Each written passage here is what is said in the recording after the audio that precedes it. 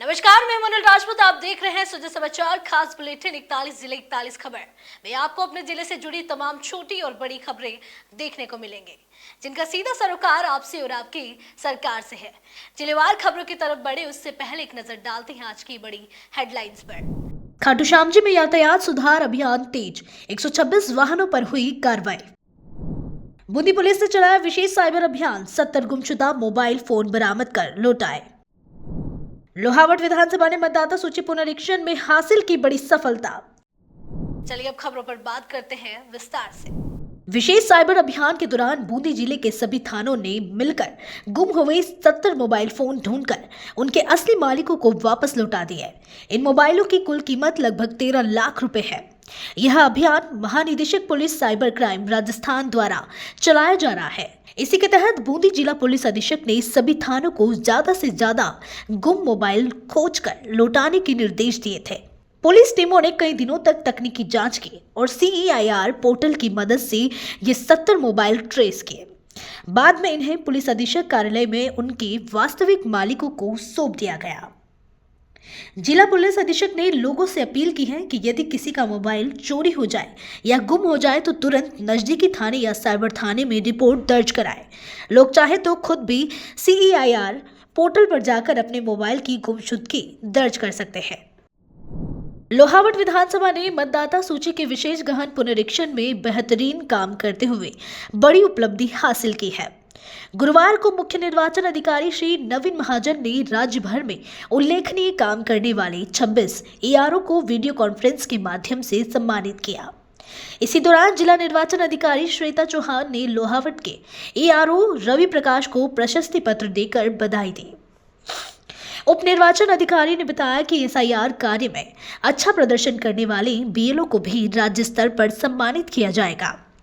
28 नवंबर तक की प्रगति के आधार पर इन BLO के नाम तय किए जाएंगे। मालपुरा उपखंड ने मतदाता सूची के विशेष गहन पुनरीक्षण कार्यक्रम में 100% लक्ष्य पूरा करते हुए टोंक जिले में पहला स्थान हासिल किया है। इस उपलब्धि के लिए गुरुवार को भारत निर्माण अटल सेवा केंद्र में आयोजित कार्यक्रम में 38 बूथ लेवल अधिकारियों को सम्मानित किया गया। ADM ने कहा कि SIR कार्यक्रम निर्वाचन आयोग का बेहद महत्वपूर्ण कार्य है और मालपुरा टीम ने बेहतरीन समन्वय दिखाते हुए जिले में नंबर 1 बनकर उदाहरण प्रस्तुत किया है।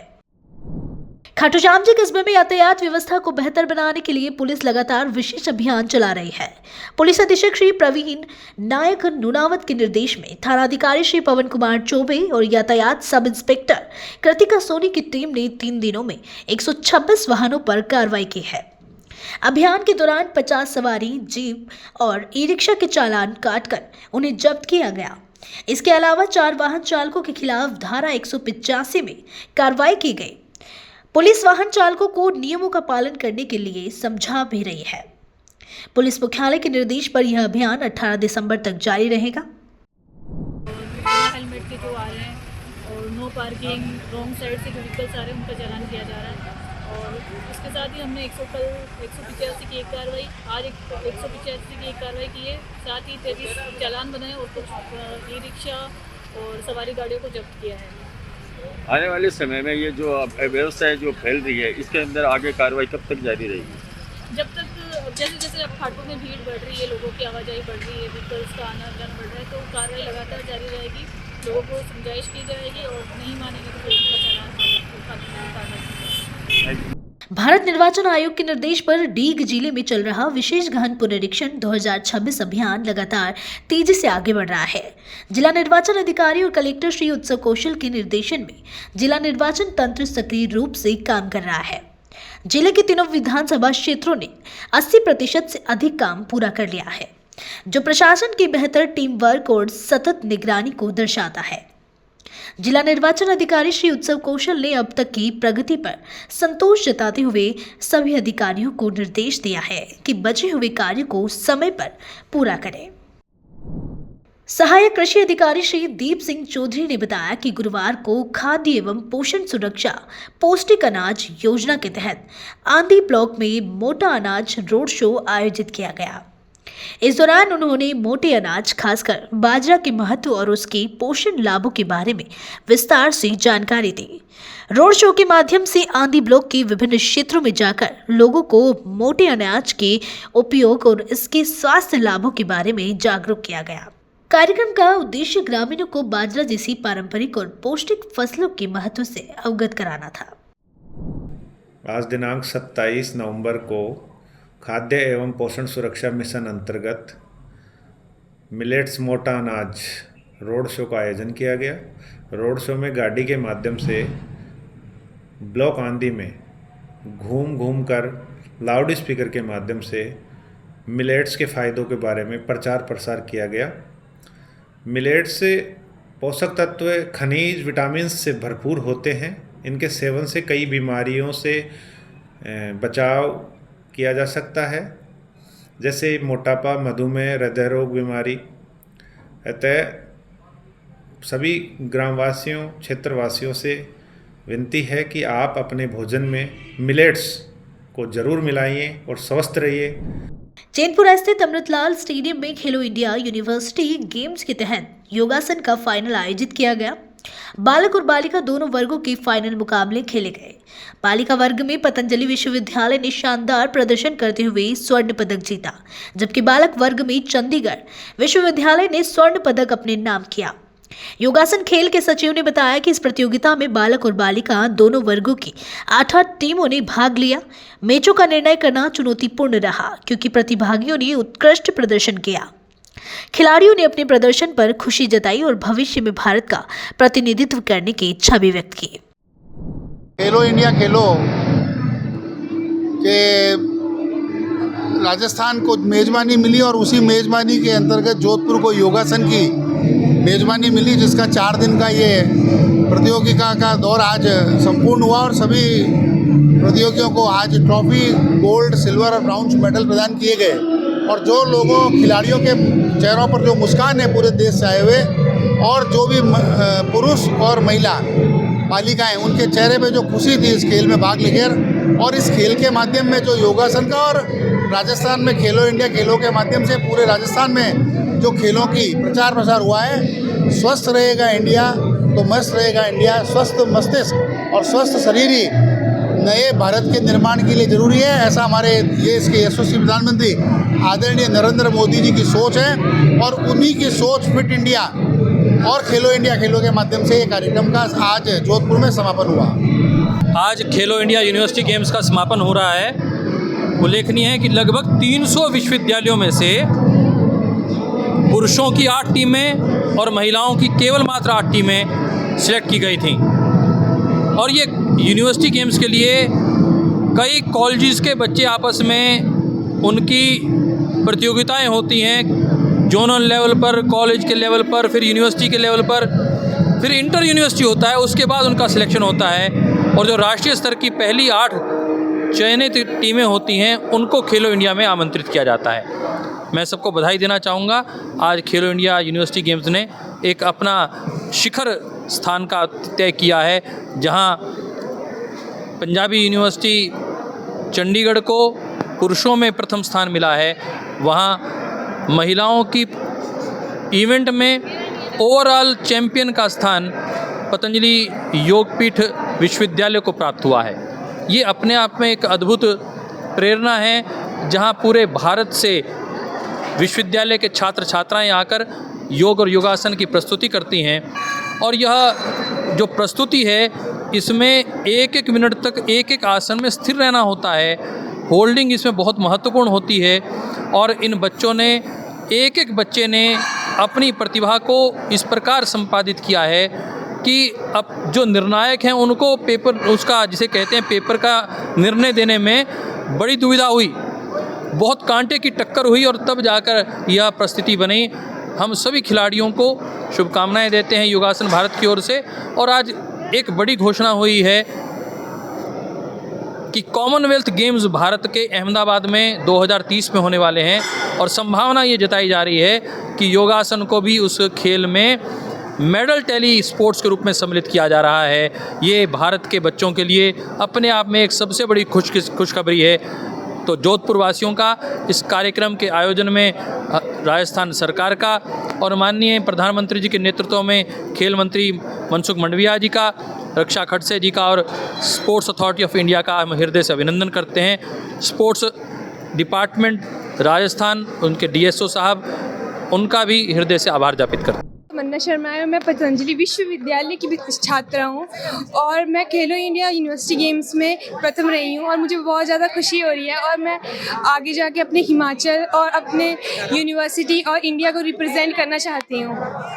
क्या मेहनत करोगे जो आपको इंडिया अपनी प्रैक्टिस को अच्छे से अच्छा, बेहतर से बेहतर बनाने की कोशिश करूँगी। मैंने अपनी प्रैक्टिस जो है 2022 से स्टार्ट करी थी और बहुत ही कम टाइम में करी थी स्टार्ट, और तब भी मुझे आसन बहुत अच्छे होते हैं। मुझे ऐसा लगता है कि मैंने अपनी प्रैक्टिस से बहुत कुछ अचीव किया है। राज्य सरकार युवाओं को रोजगार देने और कृषि क्षेत्र को आधुनिक बनाने के लिए लगातार काम कर रही है। इसी दिशा में स्वामी केशवानंद राजस्थान कृषि विश्वविद्यालय में ड्रोन पायलट ट्रेनिंग सेंटर स्थापित किया जा रहा है। इस सेंटर में युवाओं को ड्रोन चलाने और कृषि में इसके उपयोग की ट्रेनिंग दी जाएगी। यह ट्रेनिंग सेंटर लगभग तैयार है और अगले साल जनवरी से शुरू हो जाएगी। कृषि विश्वविद्यालय में इसके लिए विशेष स्थान भी तय कर दिया गया है। यहाँ 200 बाय 200 के 2 बड़े फील्ड तैयार किए गए हैं, जहाँ फसल उत्पादन कर युवाओं को फील्ड पर प्रैक्टिकल ट्रेनिंग दी जाएंगे। प्रशिक्षण प्राप्त करने के बाद यहाँ अपना रोजगार शुरू कर सकेंगे और किसानों को भी इसका बड़ा लाभ मिलेगा। स्वामी केशवानंद राजस्थान कृषि विश्वविद्यालय बीकानेर और पीबीसी भारत ड्रोन के बीच में एमओयू हुआ है, जिसमें ड्रोन का उपयोग के बारे में ट्रेनिंग्स का सेंटर जो स्वामी केशवानंद कृषि विश्वविद्यालय बीकानेर में स्थापित किया गया है, जिसे कि ड्रोन पायलट ट्रेनिंग सेंटर के नाम से जाना जाएगा। और इसके तहत युवाओं को कौशल विकास, ड्रोन पायलट से संबंधित ट्रेनिंग देकर उनको सर्टिफिकेट दिया जाएगा। ये ट्रेनिंग प्रोग्राम 6 से 7 दिन का होगा, जिसमें उनको सैद्धांतिक जानकारी, इसके साथ साथ फील्ड के अंदर ड्रोन की प्रायोगिक जानकारी भी दी जाएगी। ड्रोन के बहुत से फायदे हैं कृषि के अंदर, विशेष रूप से जब हम कीटनाशकों का उपयोग करते हैं तो ड्रोन के द्वारा कम पानी में और कम दवाई में यूनिफॉर्म एक समान स्प्रे फसल के ऊपर हो जाता है। इसमें पानी की भी बचत होती है, दवाई की बचत होती है, समय की भी बचत होती है। साथ ही साथ जो ट्रेडिशनल विधि से अगर हम ट्रैक्टर माउंटेड स्प्रे करें या मैनुअली करें तो उसमें समय भी ज़्यादा लगता है, फसल का भी नुकसान होता है, उसमें दवाई की मात्रा भी ज़्यादा लगती है। तो ये ड्रोन बहुत ही उपयोगी है और इससे जो युवा है जो प्रशिक्षण लेके, जिसके अंदर उनकी आयु है जो 18 वर्ष से अधिक होनी चाहिए और 10वीं पास होनी चाहिए, वो ये कोर्स करके और अपना स्वयं का रोजगार भी विकसित कर सकेंगे। इसके अलावा इस ड्रोन में जो भारत सरकार का कृषि मंत्रालय है उसके द्वारा अगर एफपीओ कस्टम हायरिंग सेंटर के तहत भी सब्सिडी लेकर है जो ड्रोन खरीद कर किसानों को उपलब्ध करा सकते हैं, जिससे किसानों को ड्रोन से जो भी जैसे निगरानी के ड्रोन्स भी होते हैं तो वो निगरानी के रूप में फसल में की कोई नुकसान हो तो उसकी जानकारी भी उससे प्राप्त हो सकती है। कब शुरू होगा? इसमें अपार संभावनाएं हैं और विश्वविद्यालय में ये जनवरी माह में शुरू होने का की पूरी तैयारी है।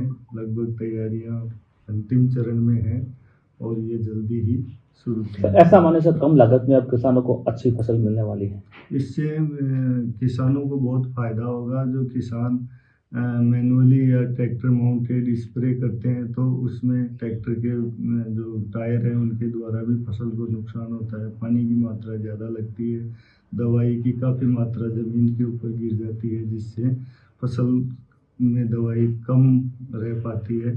तो अगर ड्रोन से स्प्रे करेंगे तो अल्ट्रा वायलेट स्प्रे होगा, उसमें जो बूंदें हैं वो बारीक होगी और ड्रोन को 10 फीट फसल की ऊंचाई से उसको सर्वे की वो स्प्रे किया जाएगा, जिससे जो बारीक बूंदें हैं वो पौधे की सतह पे अच्छे से जम जाएगी। उसके अंदर कुछ साबुन वगैरह भी डाल देते हैं जो चिपकने का कार्य करता है, तो दवाई ज़्यादा से ज़्यादा फसल के ऊपर रहेगी, तो वो कीट और बीमारियों का ज़्यादा नियंत्रण कर पाएगी और दवाई की बचत, समय की बचत और कम पैसा लगेगा, तो ये फायदे हैं। ट्रेनिंग के लिए भूमि का क्या मापदंड रहेगा, जैसे कितनी भूमि पर?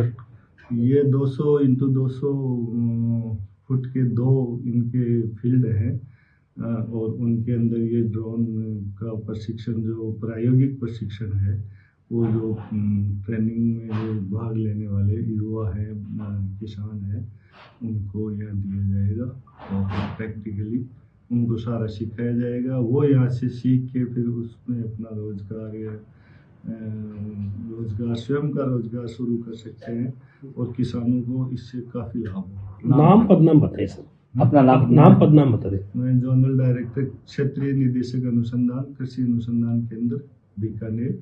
जो ड्रोन का जो प्रायोगिक सेंटर है वो हमारे कृषि अनुसंधान केंद्र पे ही होगा और जो प्रशिक्षण का कार्य है वो स्वामी केशवानंद कृषि विश्वविद्यालय के वहाँ पे दिया है। आपका नाम क्या है? Doctor HL. देशवाल, क्षेत्रीय निदेशक अनुसंधान कृषि अनुसंधान केंद्र बीकानेर। Thank you. सामाजिक समरसता और मानवता की अनोखी मिसाल प्रस्तुत करते हुए शहर की किन्नर नीतू मोसी पिछले 15 वर्षों से गरीब और जरूरतमंद बेटियों के सामूहिक विवाह का संपूर्ण दायित्व अपने कंधों पर उठाए हुए है। हर वर्ष की तरह इस बार भी उन्होंने अपने स्वयं के खर्च पर 10 जोड़ों को सामूहिक विवाह कराकर समाज को प्रेम, समानता और सहयोग का मजबूत संदेश दिया है। नीतू मोसी द्वारा आयोजित इस सामूहिक विवाह सम्मेलन में शामिल हर जोड़ी को गृहस्थी का पूरा सम्मान, सोने चांदी के आभूषण तथा नए कपड़े दहेज स्वरूप प्रदान किए गए, ताकि नवविवाहितों को नए जीवन की शुरुआत में किसी तरह की आर्थिक परेशानी का सामना न करना पड़े। देख भैया, ये 15वां सम्मेलन है और हर साल 10 लड़की का हो गए। आपके 9 हैं, आपके एक लड़की के जरा कुछ उनके पारिवारिक कारण के मांगे कैंसिल हो गई। उनके परिवार में कोई अच्छा बुरा हुआ, क्या हुआ बेहतर भगवान जाने, तो एक कम हो गई अपनी 900 का।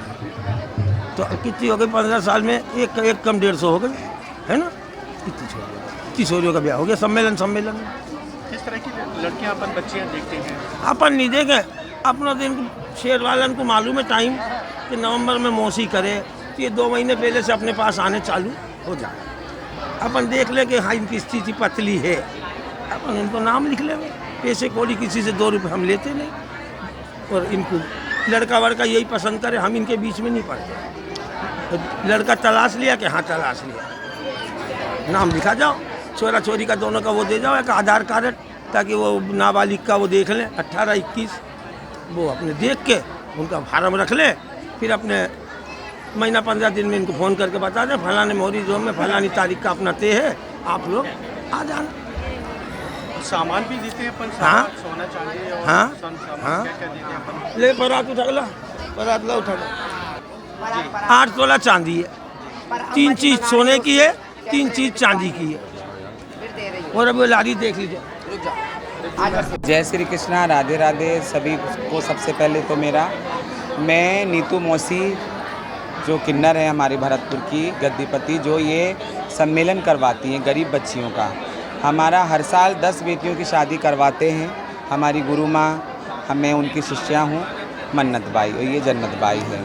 तो हम इस साल हमारा 15वां सम्मेलन है और ये जो गरीब परिवार माता पिता अपनी बच्चियों का शादी का वहन नहीं कर सकते, खर्चा नहीं उठा सकते, ऐसी असहाय गरीब लड़कियों की शादियों के लिए हमारी अम्मा जी नीतू मौसी, हमारी जो गुरु माँ हैं, उन्होंने ये बीड़ा उठा रखा है।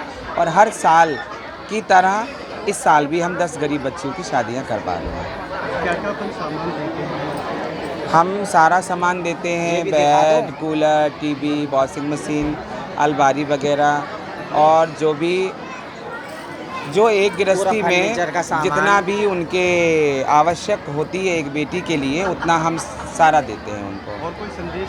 और मेरा बस यही संदेश है हमारे जनतावासियों से, हमारे पूरी हिंदुस्तान, पूरी दुनिया से ये कहना है कि बेटी पढ़ाओ और बेटी बचाओ, है ना?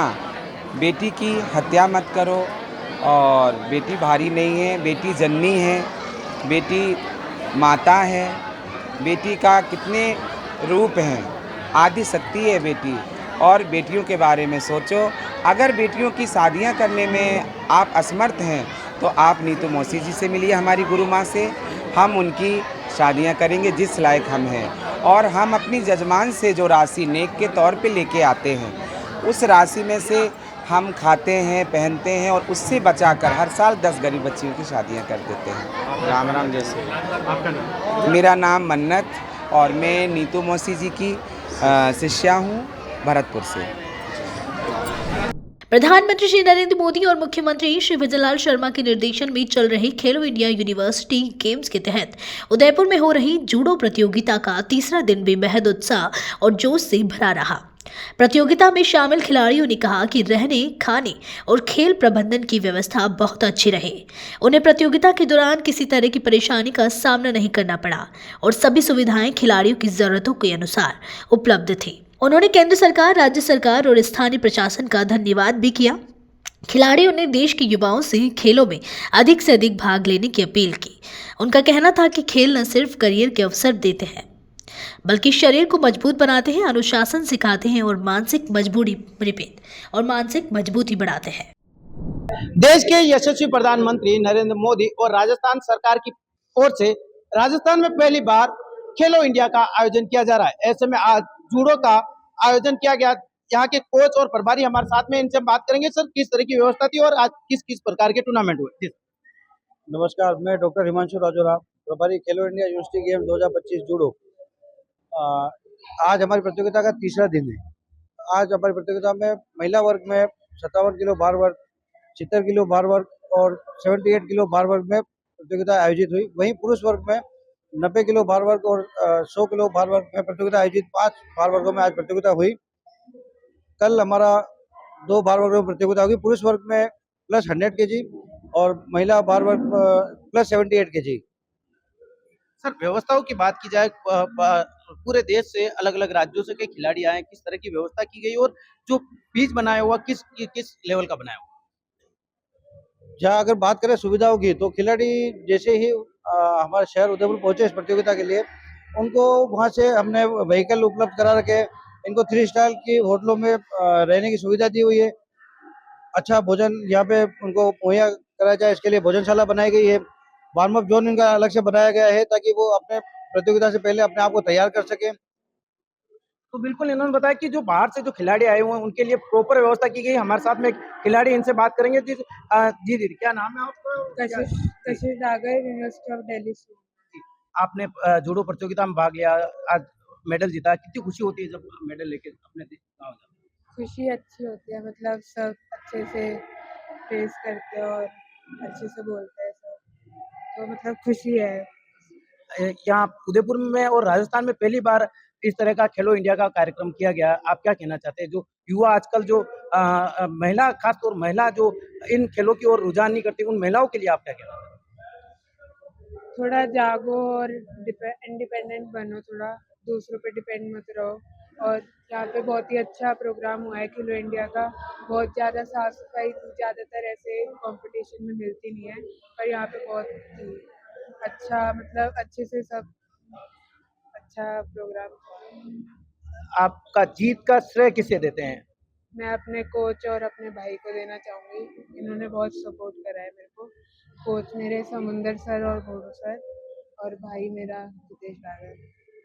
तो बिल्कुल इन्होंने बताया कि जीत का श्रेय अपने भाई और कोच को देना चाहते हैं और राजस्थान सरकार का भी धन्यवाद दिया, देश के यशस्वी प्रधानमंत्री नरेंद्र मोदी का भी धन्यवाद दिया। उन्होंने बताया कि पहली बार इस तरह की व्यवस्था। हमारे साथ एक और खिलाड़ी है जिनसे हम बात करेंगे कि क्योंकि इन्होंने आज जूडो में गोल्ड मेडल प्राप्त किया। जी दीदी, क्या नाम है?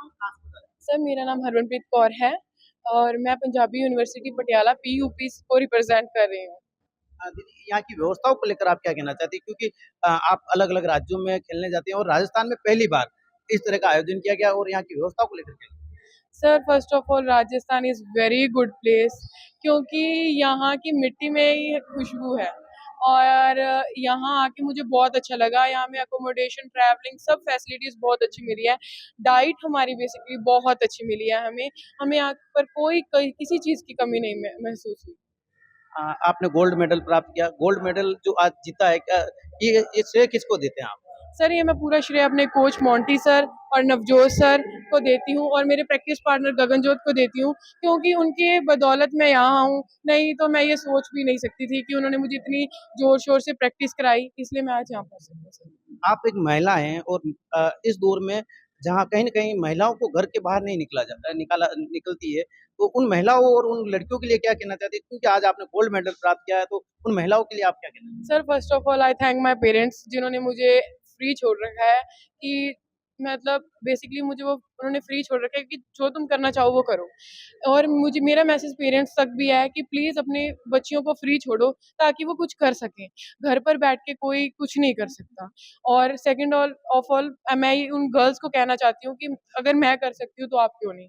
और सेल्फ डिफेंस आज के टाइम में बहुत इंपॉर्टेंट है सर। हमारे साथ कोई और नहीं चलता, हमें खुद चलना पड़ता है। एक सक्सेस की सीढ़ियाँ हमें खुद चढ़नी पड़ेंगी, हमारे साथ कोई नहीं होगा। बिल्कुल बताया कि जो महिलाएं आज के ज़माने में घर के अंदर रहती है, उनको घर से बाहर निकलने की ज़रूरत है और कहीं न कहीं खेलों में भाग लेने की ज़रूरत है। देश के यशस्वी प्रधानमंत्री नरेंद्र मोदी और राजस्थान के मुखिया भंवरलाल शर्मा के निर्देशन में राजस्थान में पहली बार खेलो इंडिया का आयोजन किया जा रहा है। ऐसे में अलग-अलग राज्यों से कई खिलाड़ी राजस्थान पहुंचे हैं और विभिन्न प्रतियोगिता में भाग ले रहे हैं। सुजय समाचार के लिए शंकर सरगरी रिपोर्ट। सरदार वल्लभ भाई पटेल की 150वीं जयंती के अवसर पर भारत सरकार के युवा मंत्रालय द्वारा चलाई जा रही यूनिटी यात्राओं में से एक यमुना प्रवाह यात्रा आज गुरुवार को अजमेर पहुंची। इस यात्रा को जयपुर से हरी झंडी दिखाकर रवाना किया गया था। बुधवार शाम यह यात्रा पुष्कर पहुंची, जहां सरोवर पर पूजा अर्चना के बाद आज आगे बढ़ते हुए अजमेर आई। अजमेर पहुंचने पर यात्रा का भव्य स्वागत किया गया। इस दौरान केंद्रीय राज्य कृषि मंत्री, कई विधायक और नेताओं ने युवाओं का जोश के साथ स्वागत किया। विधायक अनीता बदेल ने कहा कि सरकार वल्लभ भाई पटेल ने देश को एकजुट करने में ऐतिहासिक भूमिका निभाई थी और उनका जीवन हमेशा प्रेरणा देता रहेगा। उन्होंने बताया कि इस यात्रा का मुख्य उद्देश्य देश की युवा पीढ़ी तक एकता और राष्ट्र निर्माण का संदेश पहुंचाना है। आज यात्रा पहुंची। सरदार वल्लभ भाई पटेल जी की 150वीं जन्म जयंती के उपलक्ष्य में भारत सरकार के युवा मंत्रालय द्वारा यूनिटी मार्च के साथ में यात्राएं निकाली जा रही हैं। जो गंगा प्रवाह यात्रा है, वो यमुना प्रवाह यात्रा और नर्मदा के साथ में कावेरी, ये 4 यात्राएं अलग अलग स्थानों से निकल कर के केवड़िया तीर्थ जाने वाली हैं। यमुना प्रवाह यात्रा हमारे जयपुर से कल माननीय मुख्यमंत्री जी द्वारा प्रारंभ की गई है। सरदार वल्लभ भाई पटेल जी ने जिस तरह से इस पूरे देश के इस स्वरूप को लाने में जो अथक परिश्रम किया, अपनी कूटनीति के साथ में, अपने पुरुषार्थ के साथ में भारत को जो ये स्वरूप दिया, हम सब उनके प्रति ऋणी हैं, नतमस्तक हैं। और ये स्वरूप बना रहे, इसमें जाति पाति, भाषा, प्रांत का कोई भेद उत्पन्न ना हो, उस निमित्त विद्यार्थियों से संवाद करने के लिए, युवाओं को आग्रह करने के लिए ये यात्रा एक संदेश लेकर के आई है। इस संदेश को हमने जन जन तक पहुंचाने का कार्य किया है। मुझे लगता है कि ये यात्रा के दूरगामी परिणाम होंगे और भारत का युवा, भारत की एकता कितनी महत्वपूर्ण है, इस बात को समझते हुए उठ खड़ा होगा।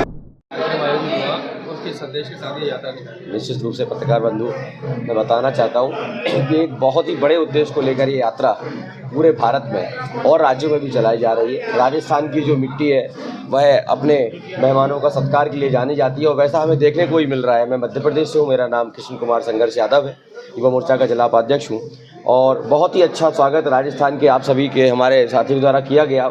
इस यात्रा के मूल में केवल सबसे बड़ी बात जो है वो ये है कि जैसे सरदार पटेल चाहते थे, जब उन्होंने 562 रियासतों को, जब देश खंड खंड हो रखा था, अंग्रेजों ने हमारे देश को खंड खंड करके छोड़ के चले गए थे और कोई रास्ता हमको दिखाई नहीं दे रहा था, तो सरदार पटेल ने वो दीपक जलाने का काम किया। 562 रियासत साम दाम दंड भेद करके एक भारत बनाने का जो काम किया, उस भारत को भी अब अगर विश्व गुरु की जो है परिकल्पना है उसको ले जाना है, सरदार पटेल के सपनों का भारत अगर हमको बनाना है, उन सपनों को पूरा करने के लिए हमारे देश के प्रधानमंत्री यशस्वी नरेंद्र मोदी जी ने एक बहुत ही गौण उद्देश्य और के साथ इस यात्रा को प्रारंभ किया है कि अलग अलग हमारे देश में 100 किलोमीटर भाषा, वेशभूषा और खान पान सब बदल जाता है, तो ऐसे हम सभी युवा अलग अलग क्षेत्रों से आकर एक दूसरे से मिलें, उनकी भाषा को जानें, उनके परिधान को जानें, उनके संस्कारों को जानें, कल्चर को जानें और सारे मिलकर एकजुट होकर सारे युवा एक भारत के निर्माण में लगे, अखंड भारत के निर्माण में लगे, सनातन संस्कारों को, हमारी जो पुरानी परंपराएं हैं उनको लेकर आगे बढ़ें। और जो विश्व की सबसे बड़ी मूर्ति है, हमारे देश के लिए गर्व है, स्टैच्यू ऑफ यूनिटी पर हम सभी जाकर युवा एकत्रित होंगे और हमारे सरदार जो सबसे ज़्यादा सरदार थे उनको श्रद्धांजलि अर्पित करेंगे और उनके सपनों के भारत बनाने का संकल्प जो हमने लिया है मोदी जी के नेतृत्व में उसको जरूर पूरा करेंगे। ये यात्रा यहाँ से अभी हम लोग जा रहे हैं। अब हम लोग यहाँ से जो है जोधपुर जाएंगे और उसके बाद ये दूसरे पड़ाव में यात्रा गुजरात पर जाएगी और वहाँ पर हमारा जो सरदार साहब की जो स्टैच्यू लगी है वहाँ पर एक बहुत बड़ा बृहद कार्यक्रम सारे देश से युवा सारे प्रदेशों में भ्रमण कर रहे हैं, वहाँ पर जाकर सारे एकत्रित होंगे। निश्चित रूप से बहुत ही हम धन्यवाद देना चाहते हैं हमारे प्रधानमंत्री जी को कि उन्होंने हम युवाओं को इतना बड़ा मौका दिया। मेरा नाम कृष्ण कुमार संघर्ष यादव है, मैं मध्य प्रदेश के दतिया जिले से आया हूँ। वहाँ पे हमारे कुलग्राम टिब्बी क्षेत्र की ग्राम पंचायत डबली खुर्द और डबली कला के सुपरवाइजर श्री भूप सिंह पुनिया की टीम ने सभी 8,926 मतदाताओं के गणना प्रपत्रों को डिजिटाइज कर हनुमानगढ़ जिले में पहला और राजस्थान में दूसरा स्थान प्राप्त किया है। SIR अभियान के दौरान जब BLO ने 202 की वोटर लिस्ट में मतदाताओं के नाम खोजे और नाम मिल गए तो मतदाताओं में खुशी की लहर दौड़ गई। कई जगह लोगों ने ढोल की थाप पर नाचकर उत्साह जताया। टिब्बी उपखंड के अंदर SIR जो हमारा चल रहा है चुनाव आयोग का स्पेशल इंटेंसिव रिवीजन कार्यक्रम, उसके तहत अभी तक जो AERO SDM टिब्बी के अधीन मेरे पास 55 बूथ है, उन 55 बूथों का अभी तक 90% कार्य हुआ है और ये जिले में सर्वाधिक हुआ है। और इसके लिए समस्त BLO और हमारे जो सुपरवाइजर है उनकी अथक मेहनत है वो झलकती है। और अभी तक हमारे 8 BLO ऐसे हैं जिन्होंने 100% कार्य कर दिया है। उन्होंने EF वितरण से लेके EF डिजिटाइजेशन का जो कार्य है कलेक्ट करते हुए वो अपना संपूर्ण कार्य कर दिया है। और एक हमारे भूप सिंह जी इस प्रकार के सुपरवाइजर है जिनके अधीन समस्त BLO ने 100% कार्य कर दिया है। और कल हमने उनको भूप सिंह जी को भी सम्मानित किया कि जितने उसके अधीन 2 पंचायतों के BLO आते हैं और ये अनूठी उपलब्धि है इनकी। और उनसे प्रेरणा लेकर दूसरे BLO ने भी आगे बढ़ के कार्य किया। हमारी जो 4 दिसंबर अंतिम जो कट ऑफ डेट है EF कलेक्ट करके डिजिटाइज करने की देने की है, उसकी दिशा में हम तेजी से बढ़ रहे हैं। और जो शेष बचा हुआ कार्य है उसको भी हम लग रहा है कि 4 दिसंबर से पूरा भी कर लेंगे।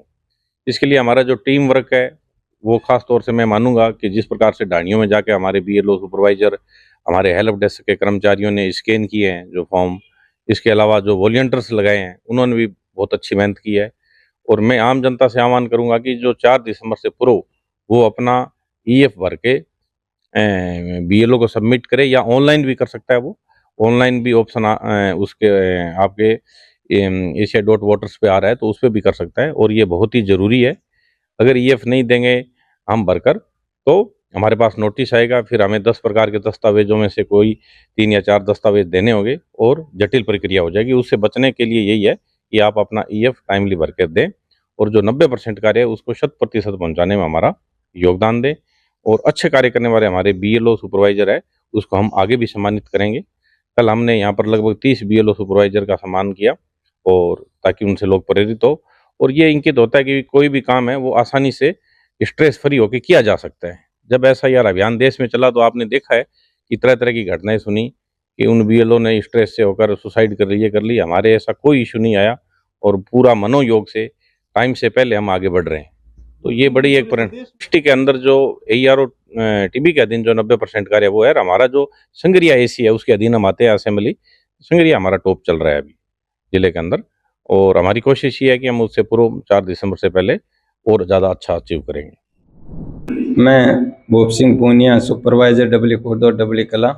मेरे अधीन कुल 8 BLO आते हैं जिसमें भाग संख्या 199 और 205 से लेकर 211 तक है। इन सभी साथियों ने डिजिटाइजेशन का 100% कार्य वो पूर्ण कर दिया है। हमने ये कार्य डिजिटाइजेशन का मात्र 15 दिनों में ही पूर्ण किया है, जिसकी वजह से मैं राजस्थान में पहला सुपरवाइज़र बना हूँ जिसने ये कार्य किया है। और राजस्थान के अंदर हमारा जो स्थान है वो दूसरा रहा है। मैं ये बताना चाहूँगा कि ये जो कार्य हमने जब शुरू किया था तो हमें काफ़ी परेशानियाँ भी आ रही थी। 1-2 दिन है वो हम तनाव में ही रहे थे। फिर हमने इस कार्य को एक नई रणनीति बनाकर सभी BLO के साथ टीमें बनाई, जिसके अंदर 2 सहायक टीचर लिए हमने मेट लिए और हेल्प डेस्क का सहयोग लिया, आंगनबाड़ी कार्यकर्ता, इन सभी का सहयोग लेकर प्रत्येक व्यक्ति को अलग अलग कार्य सौंपा, जिसकी वजह से ये कार्य करने में हम सफल हो पाए। मैं सभी मतदाताओं से भी कहना चाहूँगा कि ये जो राष्ट्रीय महत्व का विशेष पुनरीक्षण कार्यक्रम चल रहा है, इसमें सभी को अपने जो गणना प्रपत्र है वो भरकर जल्दी जमा करवा देने चाहिए, क्योंकि अब समय बहुत ही कम बचा है।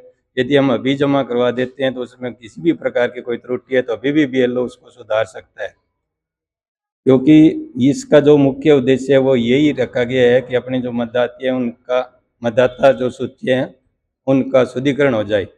कोई भी एक जो है वैध मतदाता है वो वंचित नहीं रहना चाहिए और कोई भी अवैध मतदाता वो इसमें जुड़ना नहीं चाहिए।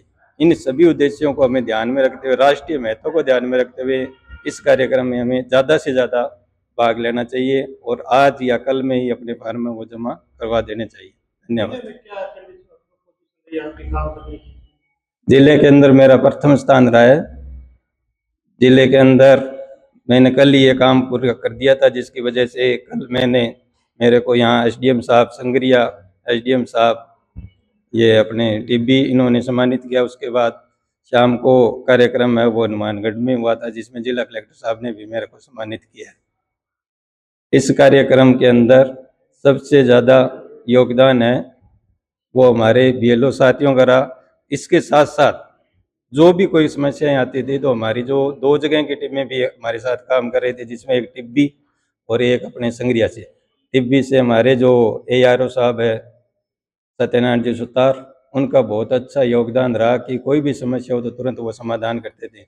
उनके जो साथ जो लगाए हुए जो कार्मिक थे, विशेष रूप से महेंद्र जी और गुरदयाल जी, इन्होंने भी हमारा बहुत अच्छा सहयोग किया।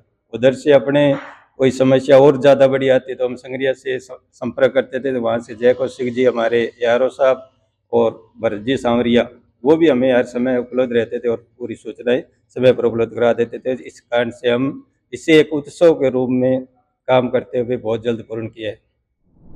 जो भारतीय निर्वाचन आयोग द्वारा अभी एक अभियान चलाया जा रहा है SIR स्पेशल इंटेंसिव रिवीजन, इसके तहत प्रत्येक मतदाता को अपना पुनरीक्षण करवाना है वोटों का।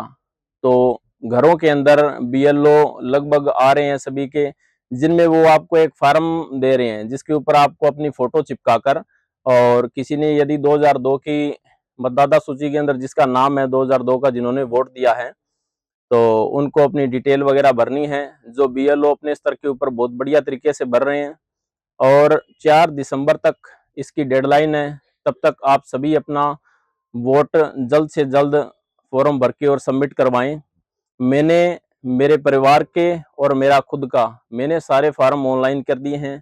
तो आप सभी से, जितने भी वोटर अभी रह गए हैं, उन सभी से मेरी यही अपील है कि वो अपना जल्द से जल्द फॉर्म BLO को जमा करवाएं।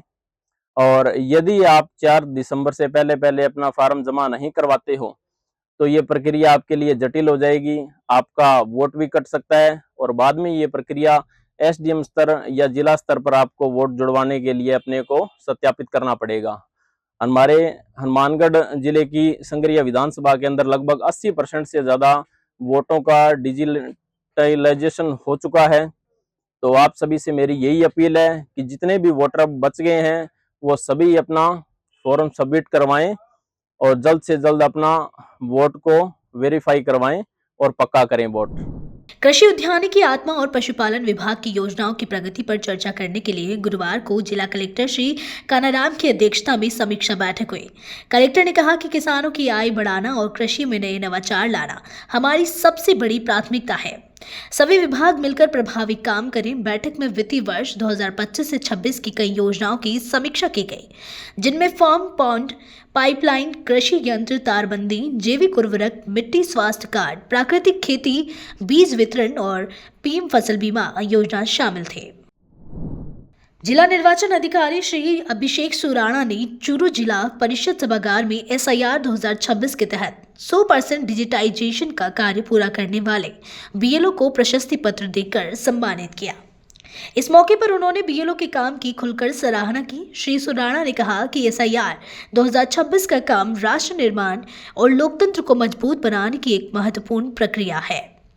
मतदाता सूची की शुद्धता लोकतांत्रिक व्यवस्था को विश्वसनीय बनाती है और इस पूरे काम में बीएलओ सबसे अहम भूमिका निभाते हैं।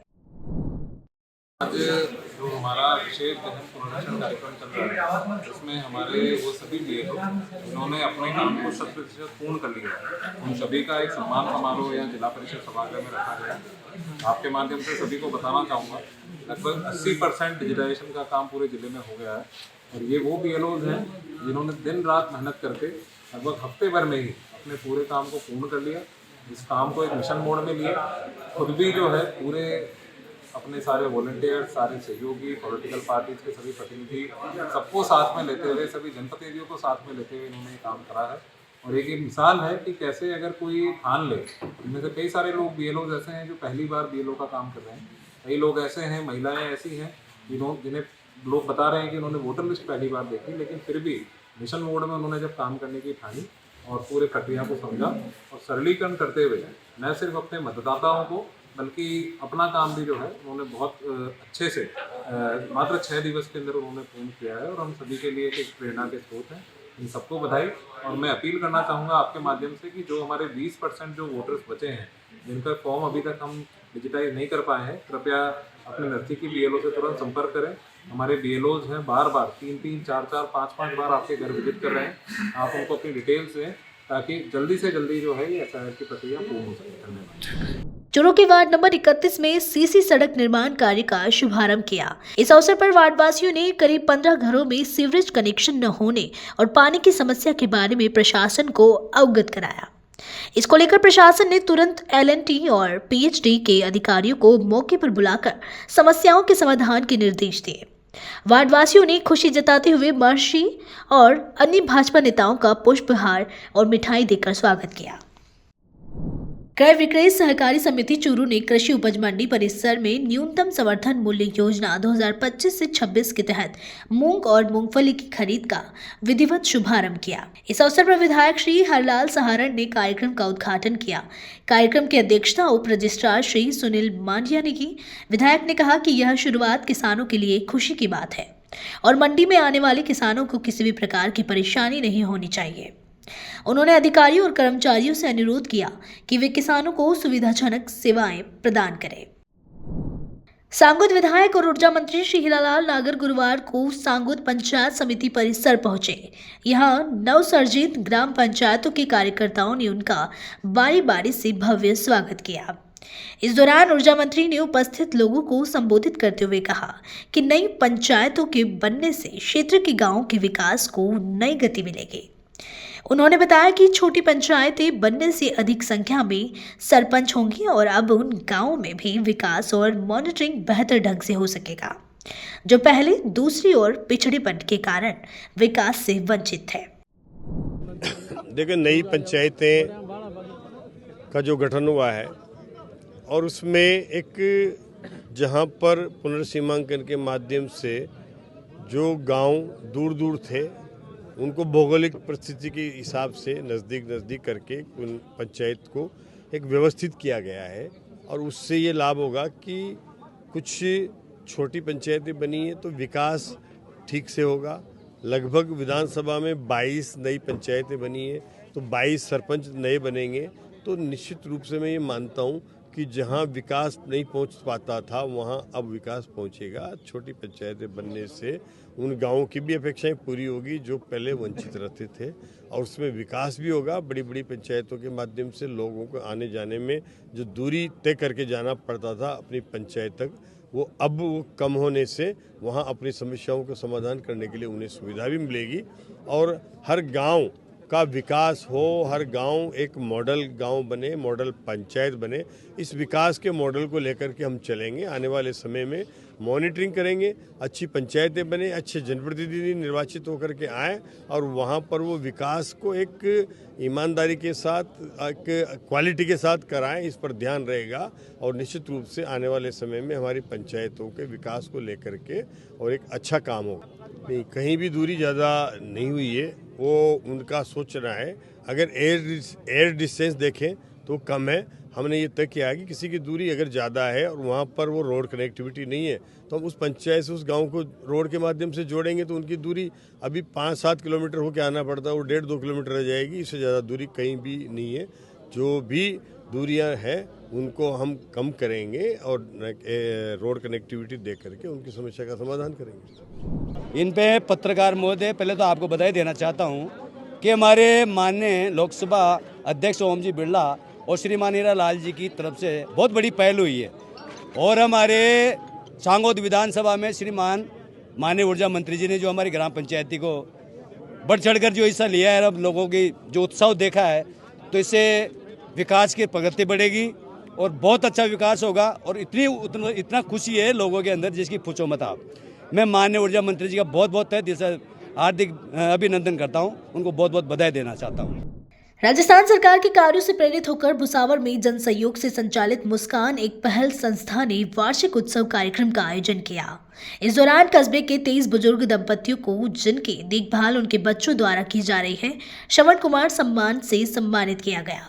इससे समाज को बुजुर्गों के प्रति जिम्मेदारी और सेवा का सकारात्मक संदेश दिया गया। राजस्थान के आयुर्वेद विभाग की ओर से 15 दिसंबर से जिला मुख्यालय झुंझुनू में आयोजित होने वाले 10 दिवसीय आयुर्वेदिक शिविर की तैयारियों के तहत ब्लॉक आयुष चिकित्सालय मंडावा में एक प्री शिविर का आयोजन किया गया। चिकित्सा अधिकारी डॉक्टर अनीता चौधरी ने बताया कि इस 10 दिवस की शिविर में मुख्य रूप से अर्श भंगदर, गुदा विकार जैसे रोगों का आयुर्वेदिक उपचार किया जाएगा। शिविर की तैयारियों के लिए आयुर्वेद चिकित्सकों ने मंडावा में प्री कैंप आयोजित कर रोगियों की पहचान और रजिस्ट्रेशन किया। डॉक्टर पूनम ने उपस्थित लोगों से अपील की कि अधिक से अधिक संख्या में आकर इस आयुर्वेदिक चिकित्सा सेवा का लाभ उठाएं। खेतड़ी विधानसभा क्षेत्र में मतदाता सूची विशेष गहन पुनरीक्षण 2026 के तहत गणना प्रपत्रों के वितरण और घर घर से संकलन का कार्य तेजी से चल रहा है।